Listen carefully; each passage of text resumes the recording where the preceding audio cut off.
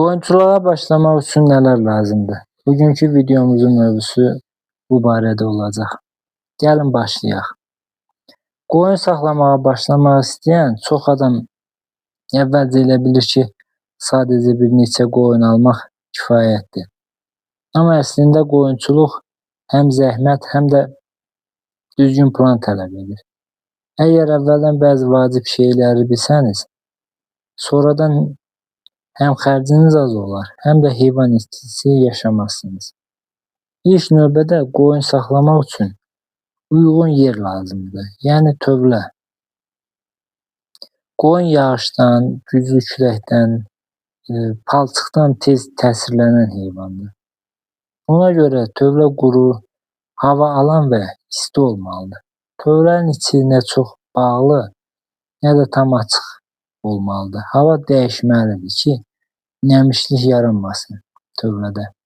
Çünki nəmişlik qoyunlarda öskürək, ağciyər xəstəlikləri və halsızlıq yaradır. Xüsusilə quzular soyuğa daha həssas olur.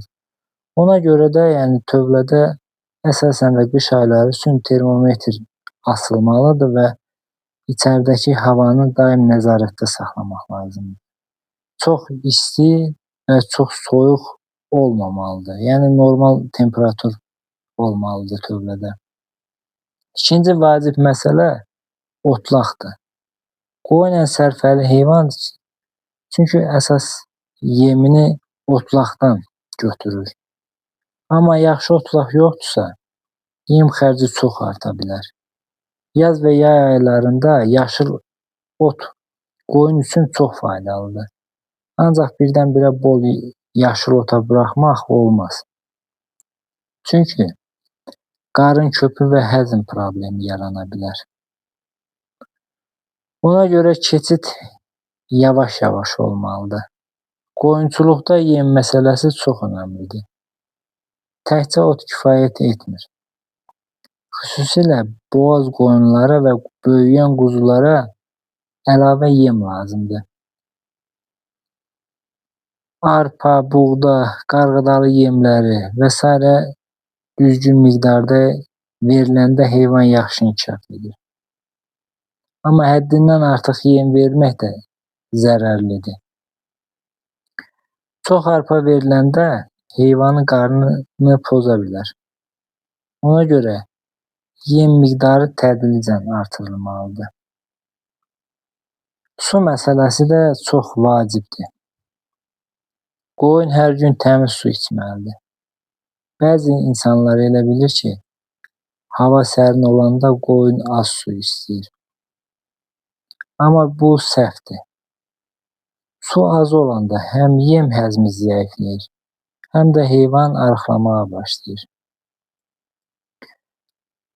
Qoyun almaq məsələsində də diqqətli olmaq lazımdır. Başlanğıc üçün sağlam və yerli şəraitə uyğun qoyun seçmək daha yaxşıdır. Çox ucuz heyvan almaq bəzən sonradan böyük problem yaradır. Xəstə və zəif heyvan həm xərc çıxarır, həm də sürüyə xəstəlik yayır. Qoyunun gözləri canlı, burnu təmiz, yerişi normal olmalıdır.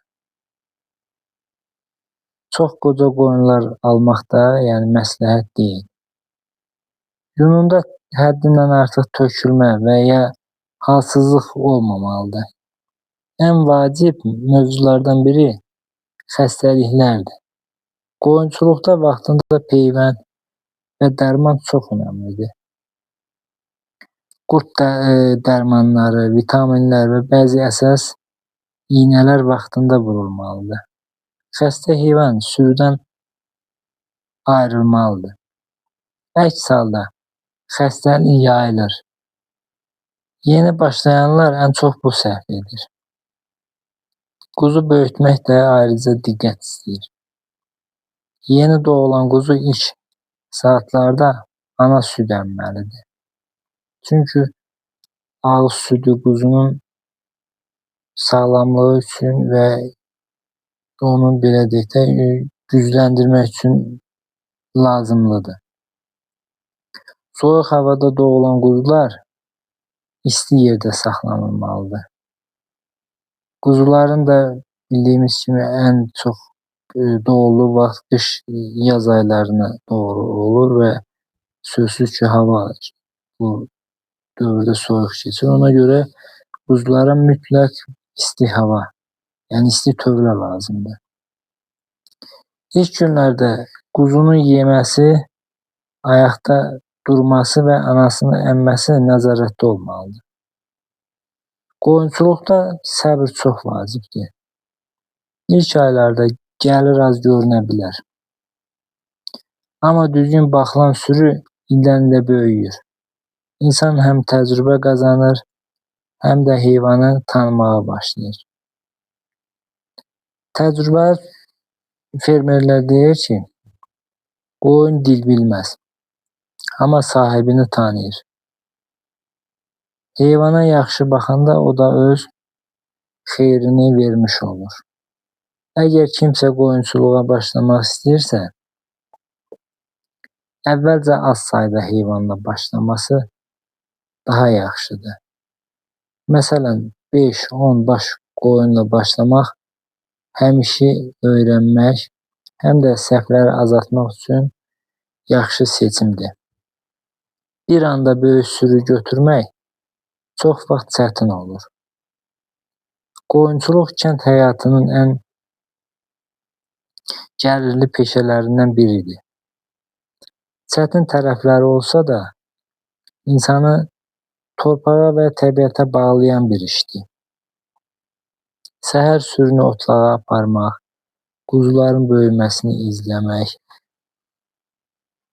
və öz zəhmətinin nəticəsini görmək tamam başqa hissdir.